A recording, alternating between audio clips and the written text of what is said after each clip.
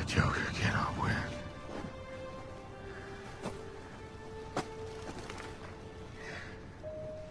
Gotham needs its truth. Theorizer.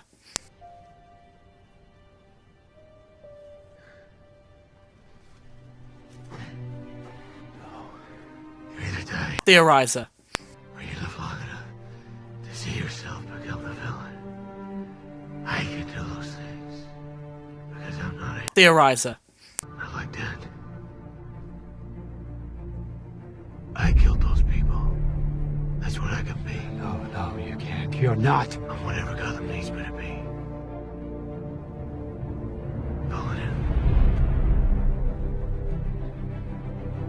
Theorizer.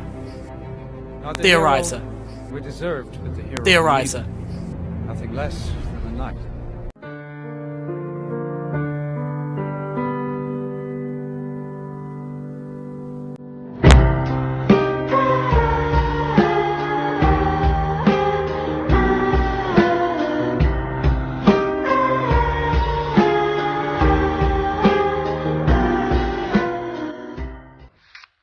Hey guys, welcome back. This is the second part of the Joker theory. I know I said it would take a while before I put out the second one, but I just enjoyed putting the first one out. That I just went to research straight away. I mean, it was just the time between it being uploaded, me watching it to see how good it was, and then I just went straight to the research. So, first of all, I'd like to say, last video was mostly wrong. I thought of it, but then the more I dug in for the facts for this video, the more I realised it wasn't just those three. There's more to it. There's a lot more to it. So we'll start off with the fact that in one issue, there was a picture of the Joker holding up three cards, one being a comedian, one a gangster, and one a Red Hood. Each of these represent a story, or like a sort of idea of what the Joker's origins could be. And I'm still agreeing with what I said the three Jokers were, except the Suicide Squad Joker. He's probably not the one that is the New 52 one, which is the one whose face was mutilated. That gets a lot more in depth and weird, because I started off by reading Death of the Family, which is the first New 52 one to introduce the Joker. But the thoughts are, instead of it just being these three Jokers from the beginning, maybe it started out as one Joker, one or two, because I'm still thinking about this, but it might be, there's only one problem, I'll talk about that in a bit, but it probably started out with Cartoon Joker, the Joker from like Batman the Animated Series and the Arkham games and those sorts of things, all the ones voiced by Mark Hamill. Then, because of Flashpoint, it goes to Martha Wayne.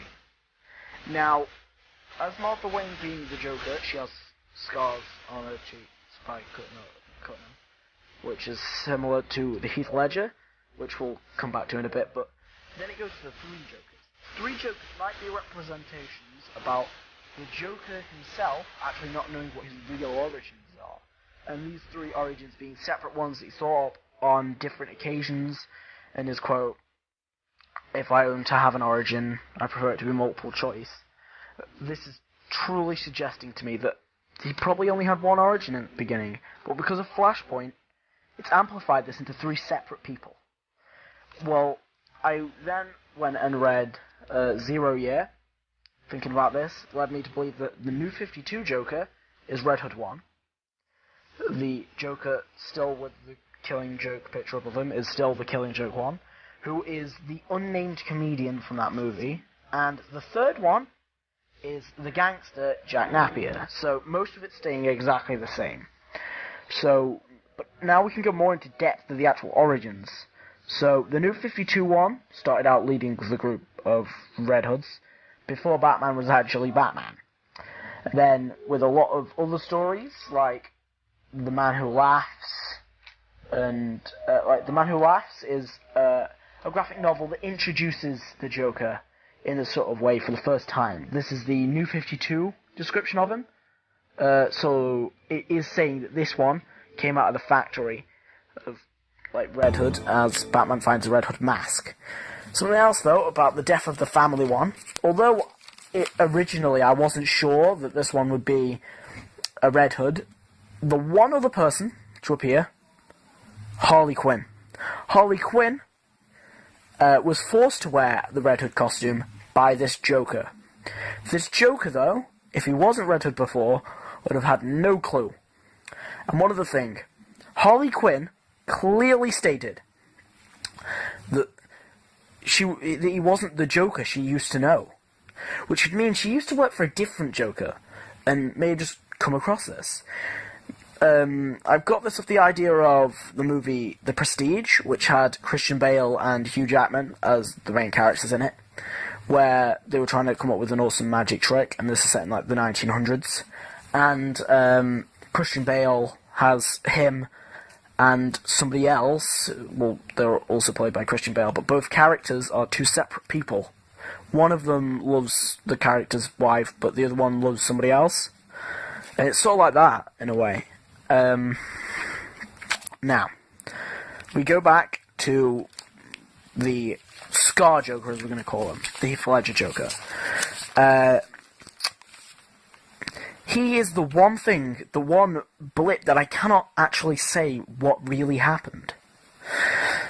My guess is as good as yours at the minute, but I suspect he may have been either an alternate version of the Joker or a second one from the original universe.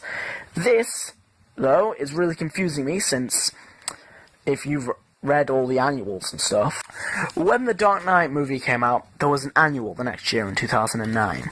In this, there was some comic strips of Batman and the Joker, Christian Bale and Heath Ledger. But one crucial detail was missing. Heath Ledger no longer had his scars. That was the one difference. And that really puzzled me. But what if he got his scars after? So, we'll leave it to next week, guys, but then be prepared for the next Joker theory. How the Joker gained his scars. But before that, the timeline. So, it starts off with the cartoon Joker, then it goes to Martha Wayne, then the first Joker of it is 0 Year, then it goes to the Killing Joke, and then we reach the issue where Batman actually releases the information. Somewhere in between, we would have chanced upon the other Joker, but we still can't put everything into place. Thanks for watching, guys. I hope you enjoyed, and next time we'll finish the job. Goodbye. Please subscribe.